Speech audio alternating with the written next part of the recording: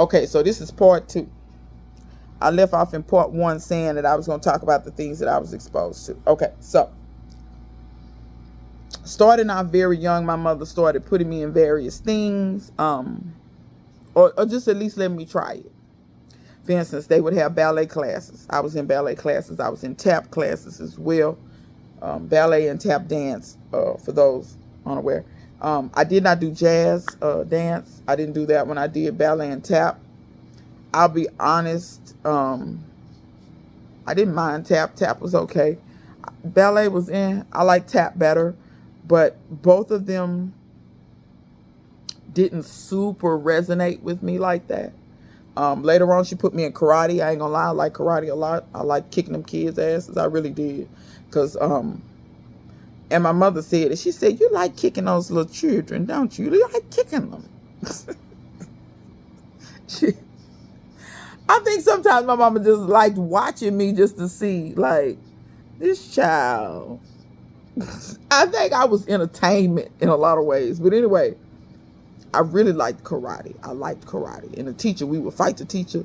And she was like, oh, you're so vicious when you fight the teacher. Why you fight the teacher so hard? He's supposed to be teaching you. I said, yeah, but he an adult. See, you can't, see, I couldn't kick other adults. I could kick and punch him.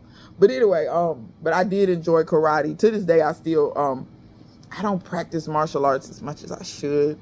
But your girl can fight, though. Your girl can fight. I ain't Bruce Lee or nothing like that, but, not even close. But yeah, so she put me in a lot of things. She put me in gymnastics as well. I tried gymnastics. I really wanted to do gymnastics, but my body changed. I got too tall. I got, too curvy. You know what I'm saying? Like, let's just be real. Certain sports require you to have certain builds, and as a gymnast, you do better if you're short. Well, the height doesn't really matter as much as you do better if you're like kind of svelte and small and you can fly through the air. You don't do very well when you're built like a tank. So she put me in Little League basketball. What else did I do? It's some other stuff that I'm just flat out forgetting. We always went to museums. We always went to historical type things. Just all sorts of stuff. Dallas would also often, what they used to, this was before the housing crash. They used to have where they would build houses and it had the latest technologies and things like that. We would go look at things like that, and she would say, yeah, because when you get ready to buy your house, you need to know what you want in your house. So this is this is what they got out now. We would go look at historic homes. We would go look at just different things, exposing you to different things. I have to admit, I was in public school, but I actually was in a decent public school then. They ranked pretty high in the Metroplex. There were some things in school that I did not, but my mother braced me for that, because my mother let me know real quick.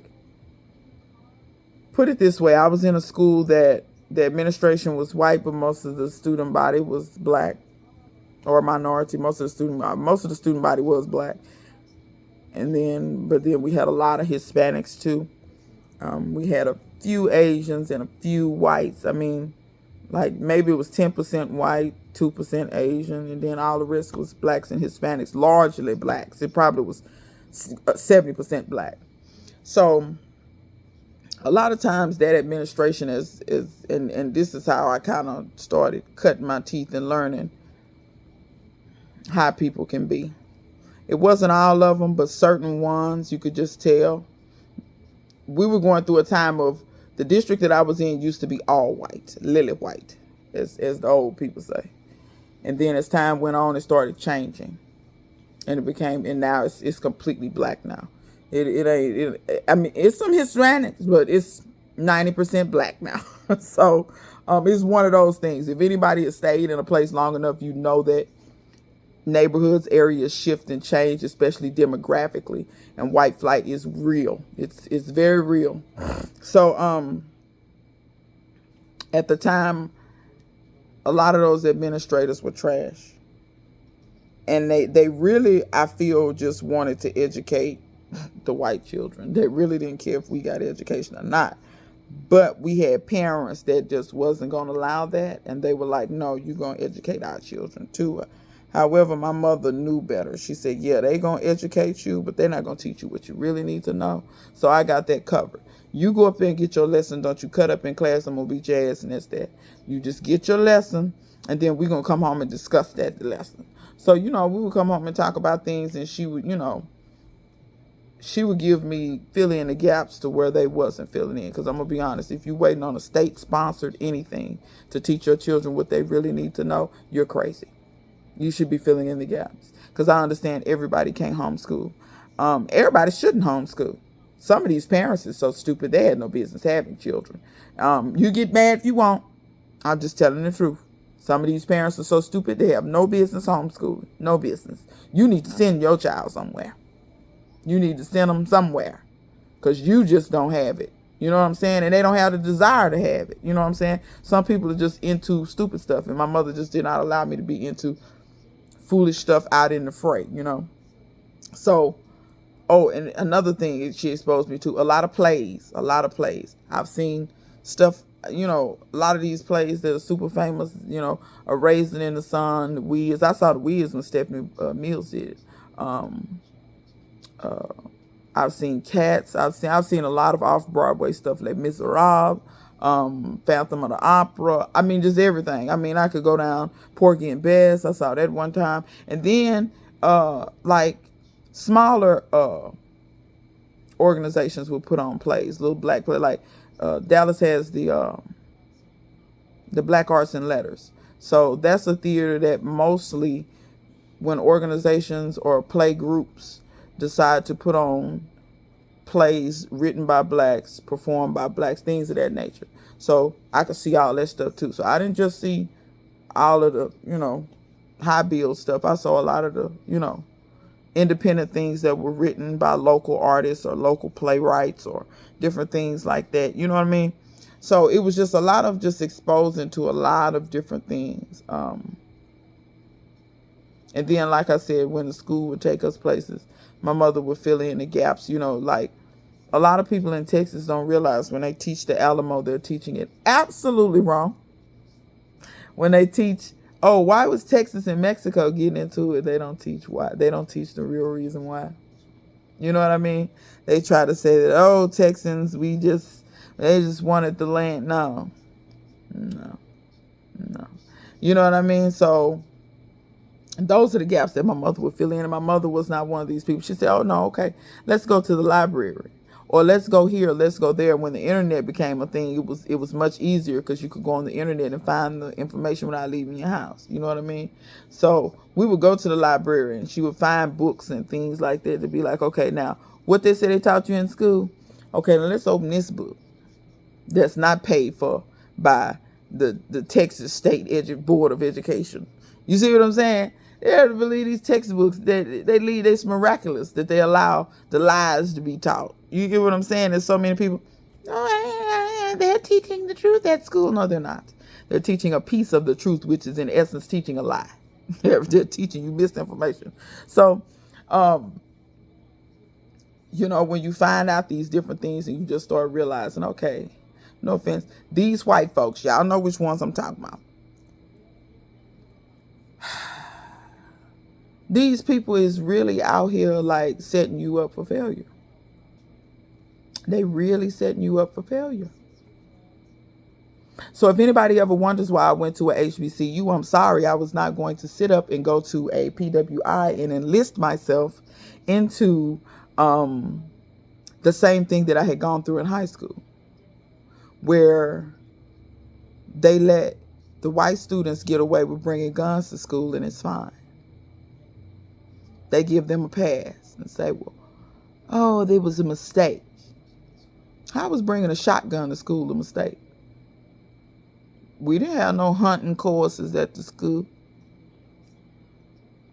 Who were you hunting or what were you hunting? You see what I'm saying? And that happened at my school before Columbine. And when Columbine happened, You want to know what a lot of us looked around and said? We was like, did he plan to do that? Something like that? And if that boy hadn't been caught with that gun, we often wonder. You see what I'm saying? These are the things. As the sand passes through the hourglass, so do the days of our lives. But yeah, it's just so, my mama it just didn't fly well with her. It was like, you was gonna be exposed. You was gonna be exposed to different things. You was gonna do different things, and you was gonna find your passions before you got out of high school. Because if you help a kid find their passions, they can find out what they want to do for a living. Because who wants to do something that they're not passionate about? That means you're going to be working. It's going to feel like work every day of your life. So my mother was on a mission to expose me to things to where I didn't feel like, so I could find my passions and I wouldn't feel like, work was a drag. Because what she did for a living, yes, she did it, but it was work. It wasn't something that she was passionate about. And in my opinion, that's how you truly show somebody that you care for them and that you love them, is by giving them what they need, not what you want them to have. See, that's the problem. People have gone overboard and they just want to give people what they want them to have, not what they actually need. Give them what they need. You know what I'm saying? Especially these kids. They need structure. They need structure. When you don't let a child have a certain amount of structure, their whole life is in disarray because they don't have no clue. But you don't want to overburden them with structure, because then when they don't have structure, they start to panic. They need to know how to function in both playing fields, and have some level of comfortability. And I think that's what my mother gave me. She gave me a lot of structure. When I look back on it, I'm sure it was hard to do, because in the middle of a divorce and things like this, the foundation is unstable. You get what I'm saying? But she kept me in enough stuff, activities in school. I was not allowed to just go to school and that was it. I had to be in activities, and I was in lots of activities. I was in ROTC at one point in time. I was in a band. I was in National Honor Society. I was in Key Club. I was on the student council at one point in time. Then I got off the student council. It was too much foolishness. But yeah, just a bunch of different things like that. And I was in more than one band in school: marching band, pep band, jazz band, all that. So yeah, it was a lot of things going on. She kept me involved in a lot of things. I always had 2 or 3 different hobbies, just different. Like I said, she was exposing me to a lot of different things, because you don't know, your kids won't know what they like until they experience it. They won't know. They won't know what they like to do. They won't know what they're good at until they experience it a lot of times. So you may think you're taking a shot in the dark, but you'd eventually, and if your kid has a desire to do something, let them tell you and say, oh, well, I might want to try this. And they may not stick with it, but let them try. If you have the ability to let them try, let them try. You know what I'm saying? And I know it's easier said than done, because as a mother, my mother, when I tell you I was in so much crap, I don't know how many miles my mom put on her car, ripping and running, going from one thing to the next, one performance to the next, one event to the next. I was in a science club too. We was in that too. And when we would go do stuff, just different things, you know what I mean? But then on top of that, that's just my mother. I had other people, it takes a village to raise a child. Like I told y'all, my family comes from a farming background. My mother she didn't like nothing about no gardening. She didn't like nothing about no fishing. She did not like none of that. Not one bit of it. She didn't like none of it. So that's not something that I got from her. A lot of the gardening and farming, like my great grandmother, she lived until I was 12.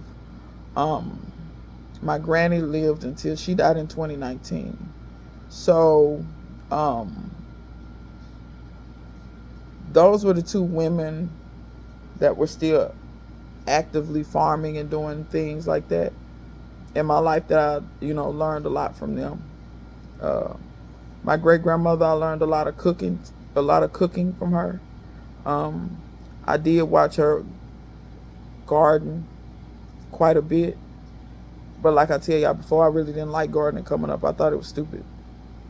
All this playing in the dirt, doing all this stuff. Who want to do this stuff, When I got older and started buying my own groceries, I found out otherwise. First of all, the stuff in the store tastes like trash. Second of all, it costs too much to taste like trash. So all of those things are things that played a role into where I am gardening wise. But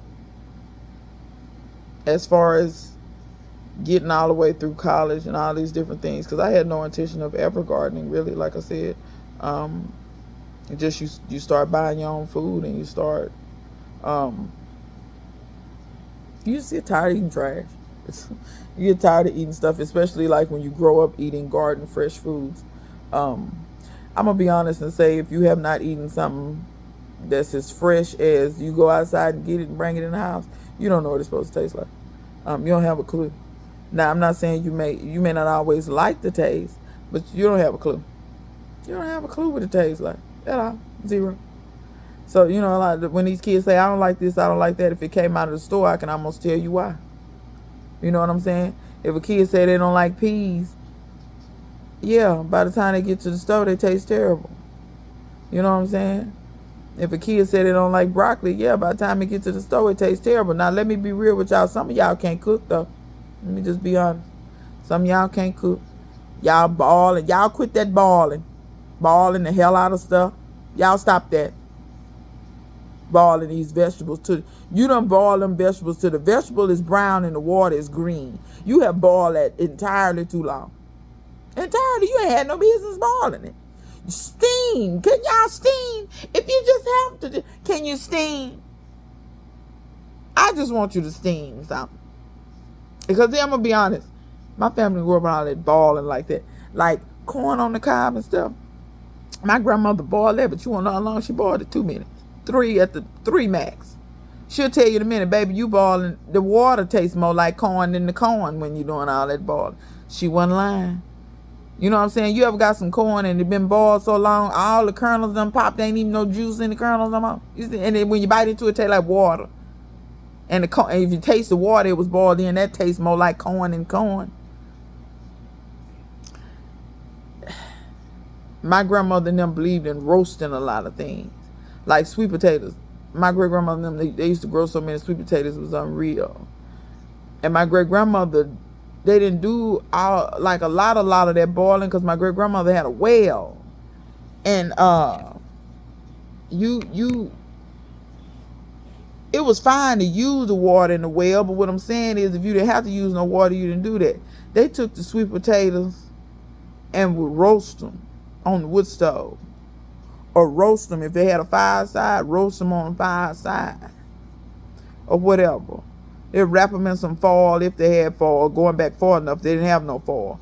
You just put them you put your baked potato kind of close to the fire. Or you get you some coals and some ashes or whatever, and you put it down there and you let it roast. Now the outside get a little burnt.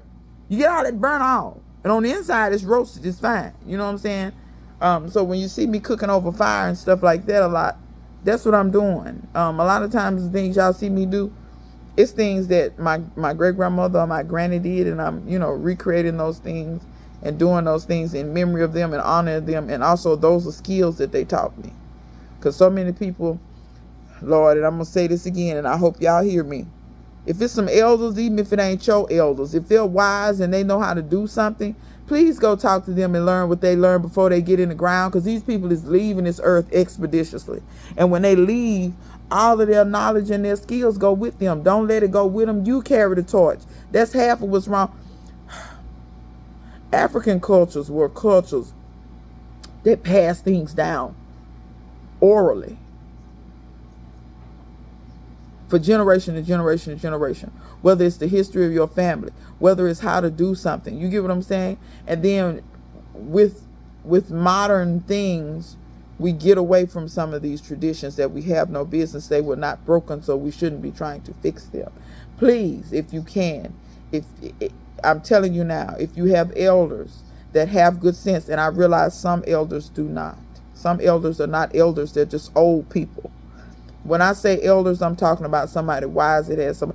Ask them their story. Ask them what it was like growing up back in the day. Ask them the things that they used to do. Let them tell. A lot of times these older people, they don't tell people because they don't think that you're interested. But ask them. Talk to them. Find out.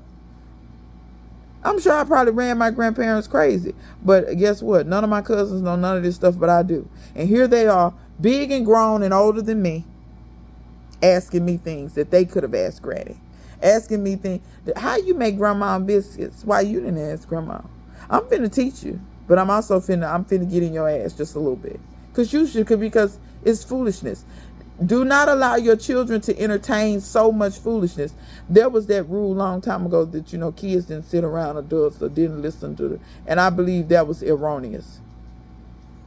These children, I'm not saying you should involve children in adult conversations all the time. But sometimes when old people just sitting around talking about the way things were, you need to gather the children. You need to gather the children. You need to gather the children. Because they need to know. They need to know. They need to know where they come from and who they come from. A lot of these kids out here, that's another part of anxiety. You don't know who you are, what you come from. If you know you come from greatness, you wouldn't do some of the foolish stuff you do. If you knew that you didn't just come, because some of these people that's raising these kids is petty, they're bitter, and they raise their kids to be petty and bitter. And then the petty, bitter people go on social media and go wallow in some more pettiness and bitterness. See, my mother didn't allow that. My granny didn't allow that. Like, they'll tell you in a minute. What you mad about? Okay, well, scratch your ass and get glad. We ain't got time for that. We got to move and do something else. It's something better to be doing than that. You get what I'm saying? But so many people don't know how to put the brakes on pettiness and bitterness. And being evil towards one another and all these different things. They don't know how to. You see what I'm saying? Break the trend somewhere. Look at your family. What pathologies do you have in your family? Break them. Break them. And don't look back. Now, if it's a tradition or something that's worth keeping, keep it. But if you have petty ways, work on yourself and you not be so petty. If you're miserable and negative most of the time, figure out a way to not be. You know what I'm saying? Find joy in something. And when you find joy into it, hold on to it and be grateful for it. And you know what I'm saying? It's just like, my mother just never, and the people that raised me, they just never allowed me to just be like, you know what I'm saying?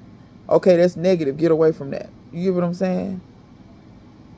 Or that doesn't benefit you.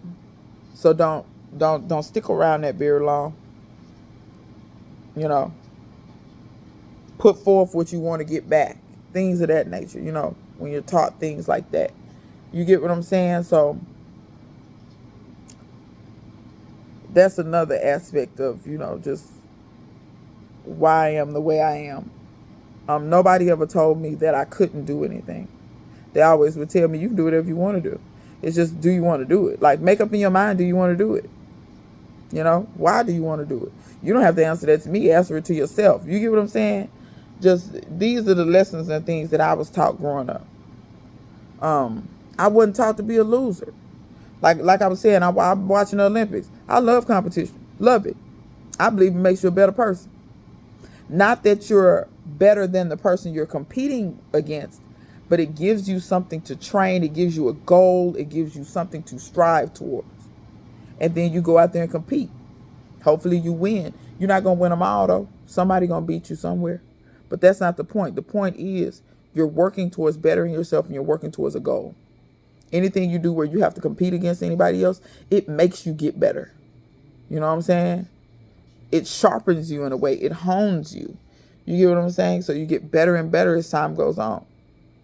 And that's why I be trying to tell y'all, you have to have some kind of goal or something to aim towards, or something to be better about, or something. You get what I'm saying?